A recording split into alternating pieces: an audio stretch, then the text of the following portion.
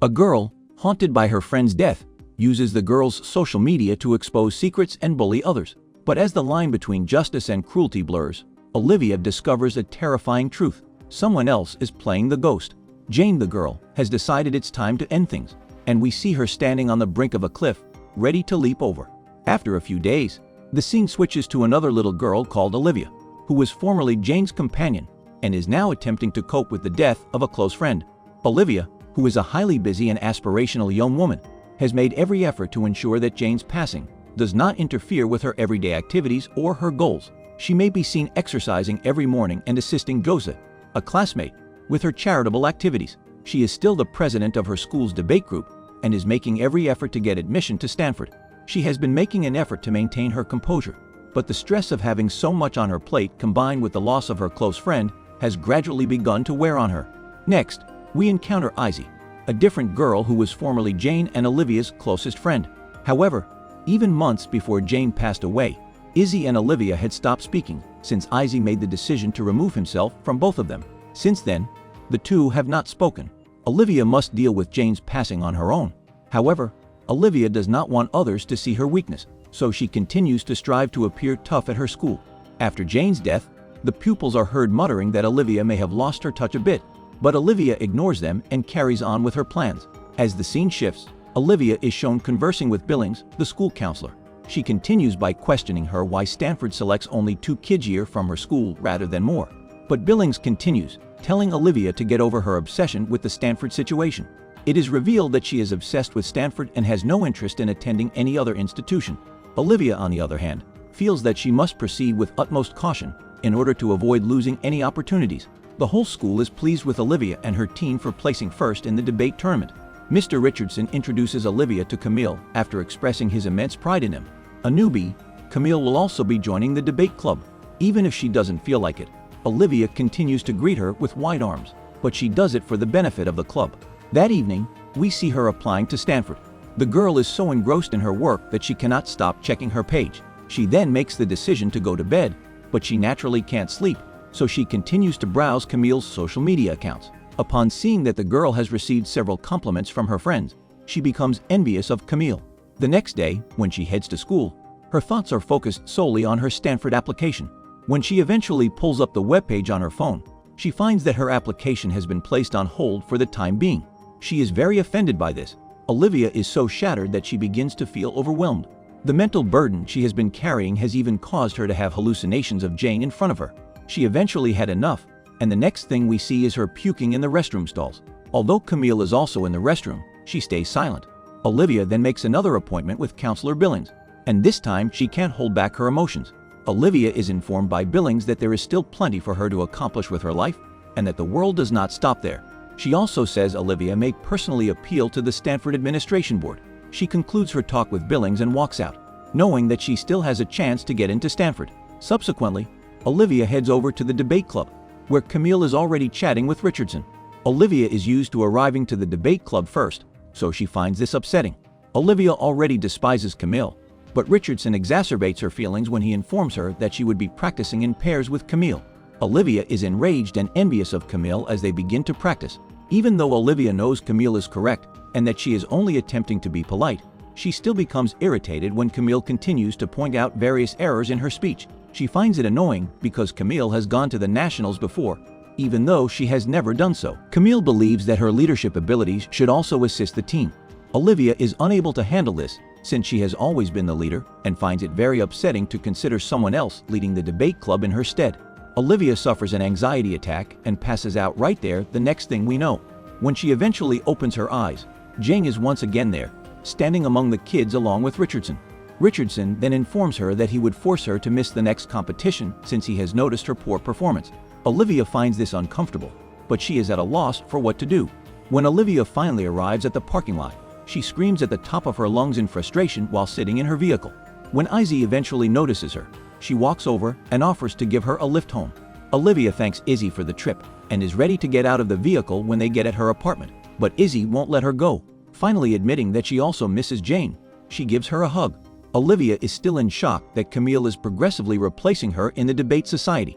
She learns the next day that Camille will be leading this weekend's competition in Olivia's stead as captain. Richardson is planning to appoint Camille as the team's permanent captain, as Olivia is now beginning to believe that she is too damaged to operate properly.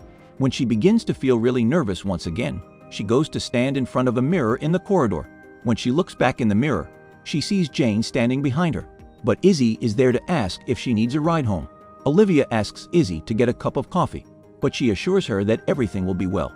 Izzy accepts. After a protracted silence, the two are able to speak, and Izzy learns about Camille and how she has been irritating Olivia. Olivia informs her that she's tired of the girl, and Izzy instantly looks up Camille on the internet. As the girls find out, Camille was the one who made her instructor seem to be harassing her, and as a result, she was sent to their school. After obtaining a copy of the court order, the girl begins corresponding with Camille on Jane's social media accounts. They email her a screen grab of the court ruling. When Olivia and Izzy attempt to contact Camille after she's been brought into the principal's office for some time, they discover that her social media accounts have been deleted.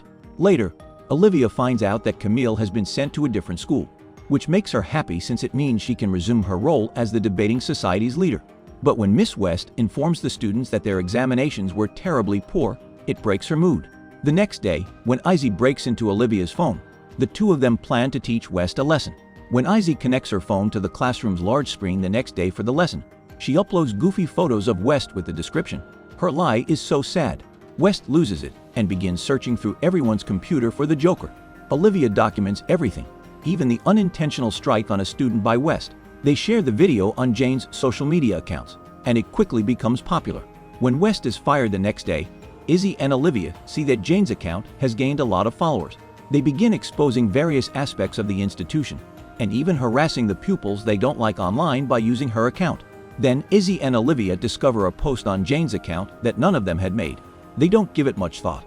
Olivia witnesses Izzy, who has been chosen, putting up a Stanford flag the next day. Olivia congratulates her. Izzy is upset that Olivia was not able to enter, and Olivia breaks down in tears as she walks away. At this point, Olivia raises the flag again as Jane comes and takes it down. Olivia and Izzy attend a party hosted by Izzy's former partner, but upon arrival, they discover that her former partner has moved on and is making out with Jose. Izzy informs Olivia that she is tired of Jose since he always makes out with other males. She also discloses that Jose struggles with addiction. When Olivia and Izzy continue to poison Jose's drink, the girl loses her mind. The moment she begins dancing with all the males, Izzy and Olivia are quite excited. Olivia is then informed by Izzy that she is happier than she has been in a long time. Izzy also expresses regret to Olivia for shunning her and Jane before to Jane's death. This is when Josie passes out after being overly inebriated. When Olivia and Izzy check on her, Olivia notices that Jane has captured the whole scene in which Josie passes out on camera. After some time, Izzy and Olivia start to get a lot of alerts on their phones, and it turns out that Jane's account has published the video of Josie passing out. The females make a vow to one another that they didn't upload the video and that they didn't even take the footage. After that, Olivia and Izzy decide they've had enough fun with this and erase Jane's account. Olivia then heads back home. When her parents inquire about her whereabouts, she just tells them that she doesn't feel like talking. As she rests down in her room, she notices Jane seated on her monitor. When the two girls cross paths at school the next morning, they are both taken aback to discover that Jane's Connect account has been renewed. They also find out that Jose did it to herself and that her drink was not spiked. However, despite Olivia and Izzy's repeated attempts to remove Jane's social media accounts, the accounts continue to exist. Izzy advises Olivia to disregard it, claiming that it must be a bug. She advises her to write a detailed account of what happened the previous evening. Rhodes, the principal, then invites Olivia to her office. Olivia assures her that she did not see anything unusual at the party and that she did not use Jane's account either. She continues by saying that since her death, she hasn't even looked at her account. Olivia notices Jane standing behind Rhodes once again. Thereafter, we see Rhodes phoning an expert. Olivia overhears her telling them to get the IP addresses of the phones that are using Jane's account. Olivia becomes agitated, rushes outdoors, perceives everyone as Jane, and then just drops out. When Olivia informs Izzy about the IP incident, Izzy suggests that they simply be honest with each other. Olivia continues, however, by stating that she would permanently lose her opportunity to enroll at Stanford if she comes clean. Later on, she finds out that both of her parents use VPNs, so they are certain they won't be discovered. Olivia later bumps into Camille in a coffee shop, and she apologizes to her for her actions at the debating club. She claims that her teacher's harassment of her was the reason for her poor mental health. She claims that the teachers at her former school covered up for their colleague, and created the impression that she was at blame. Olivia breaks down in the toilet, where she continues seeing Jane in the mirror and even destroys it, since she feels bad about what she did to Camille. She finds out that Rose has also been accepted to Stanford the next day when she is at school. She chooses to report Izzy, since she is now very envious of the other females. She attempts to contact Rhodes, pointing out that Izzy is the one using Jane's account, but she can't bring herself to type it. Izzy contacts Olivia and tells her she's going to call Principal Rhodes first after seeing that all of Jane's postings have been removed. Izzy believes Olivia is going to come after her. Olivia swiftly arrives at her residence and implores her not to tell Rhodes. Olivia leaps on her as she is ready to contact Rhodes, but she doesn't listen, and her phone drops, causing both girls to fall into the neighboring pool. Olivia won't let Izzy get out of the water so she can't get her phone, and as a result, Izzy drowns. Then, in order to keep her body submerged, she places 2 bricks in her pocket. She gives the impression that Izzy did it on her own. She then switches on Izzy's computer and posts something from Izzy's account, making it appear as though Izzy is admitting that she has been using Jane's account and that everything she has posted has made her feel bad about what she has done, leading her to decide to take her own life. Olivia heads over to the debating club since they have an upcoming tournament. When it comes time for the competition, Olivia kills it. Her squad secures a spot in a national competition. News of Izzy's death spreads, prompting Olivia to speak with the police who accept her account. Later, Olivia gets accepted into Stanford, where she informs them of her desire to research mental health and assist others who suffer from it, like her 2 deceased friends. The movie ends when we see her speaking at another competition, and she spots Jane in the audience. Jane grins at her, giving the impression that she is happy of Olivia.